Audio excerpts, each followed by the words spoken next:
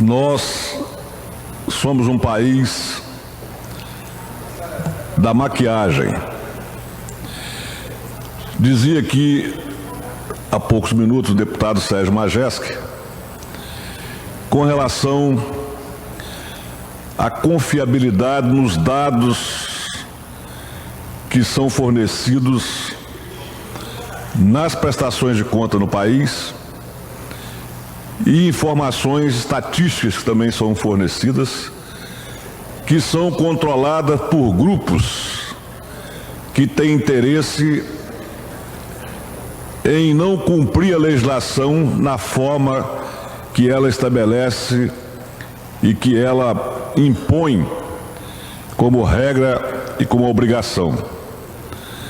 E é evidente que nessa maquiagem que é feita, e o deputado Sérgio Majestic disse aqui com relação aos dados da educação, ela também é feita na área de saúde.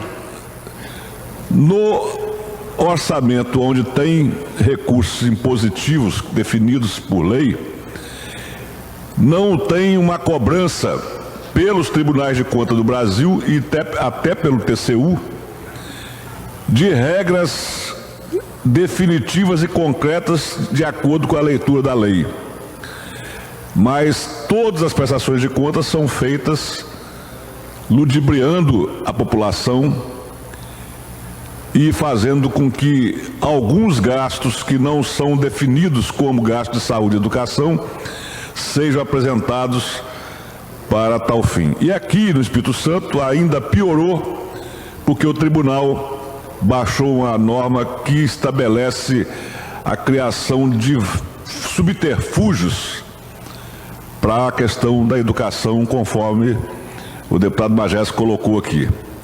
E isso não há nenhuma punição. Eu acho que o nosso país tem muita dificuldade de se encontrar um caminho, e eu às vezes falo isso e sou severamente criticado, porque o nosso judiciário não cumpre a determinação da lei. Porque não dá para você entender por que uma autoridade que tem que fazer um processo de acordo com a lei não o faz e não é punido. Porque descumprir a legislação é, no mínimo, improbidade administrativa e ninguém vê, ninguém consegue identificar a punição desse tipo de agente público que não cumpre a legislação. Prefeitos, governadores, presidente da República, deputados, todos os agentes públicos são obrigados a cumprir sob pena de processo. E o nosso país protege. Basta você ter informações com relação aos dados do governo federal, que cada vez que são manifestados são feitos com maquiagem para fugir à realidade, para fornecer informações. Até os dados do IBGE são tidos como suspeitos no nosso país. E isso, em função da falta de comprometimento da opinião da população com o país, com a seriedade. Então você não tem como ter muita esperança num país em que a população, através dos seus representantes, não sofre nenhuma punição, não sofre nenhuma medida que seja rigorosa quando não cumpre o que diz o texto da lei. Então o nosso problema não são leis, o nosso problema são pessoas que tenham dignidade para cumprir a lei. A questão da violência, que nós estamos vendo a cada dia aumentando, e não é só em São Mateus, onde as pessoas não podem mais sair na rua. Não é só em Soretama, que ontem, inclusive, aconteceu outro crime em Soretama. E a polícia, quando recebeu a denúncia nossa aqui, passou umas viaturas lá e não voltaram, não fizeram nenhuma ação. E ontem aconteceu outro crime. Agora, reclamar de falta de policial, reclamar de falta de viatura, isso não é segurança pública. Não adianta aumentar o número de policiais, não adianta aumentar o número de viaturas, porque a violência, ela é e teria que ser hoje a prioridade principal do país, Mas a base fundamental para se resolver o problema da violência começa pela remuneração dos policiais. Olha, os policiais, eles precisam ter, tanto da civil como da militar, uma condição salarial que os coloque pelo menos no nível de classe média. Porque essa tarefa de cumprir, de conseguir manter a ordem pública, ela é uma tarefa que existe na atividade de quem exerce um esforço maior do que o esforço comum de bater ponto num escritório, bater ponto numa sala ou de trabalhar na parte administrativa. Era uma função que expõe o agente a perigo de vida, a atitudes insalubres, a ameaça permanente no desenvolvimento da sua atividade. Então, por que esse país conseguiu, através do lobby de sindicatos e de movimentos, condicionar o gestor a fazer aumento igualitário? E isso foi, evidentemente, uma manobra daqueles que estão dentro do serviço administrativo.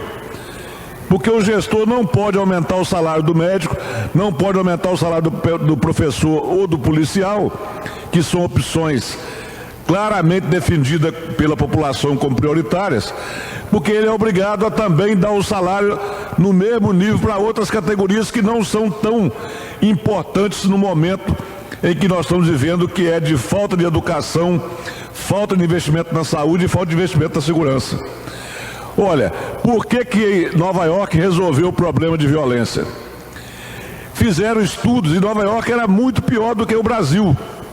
Ninguém podia andar nem de qualquer prédio até o ponto de ônibus. E o estudo que eles fizeram comprovaram que eles só conseguiram resolver o problema quando eles entenderam que tinha que ter uma polícia mais efetiva, mais atuante, sem violência, mas com um salário capaz de fazer com que o agente se sentisse atraído pela atividade e pudesse dedicar todo o seu tempo, mesmo quando está fora da atividade, a estudos, a trabalho de pesquisa para conseguir avançar. E Nova York resolveu o problema. Nós aqui não vamos resolver o problema nosso de violência nunca com esse salário ridículo.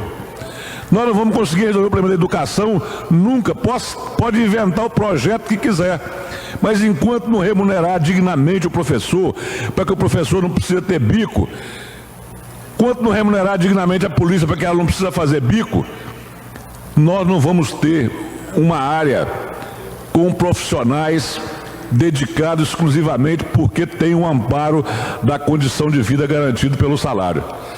A mesma questão é com relação à saúde.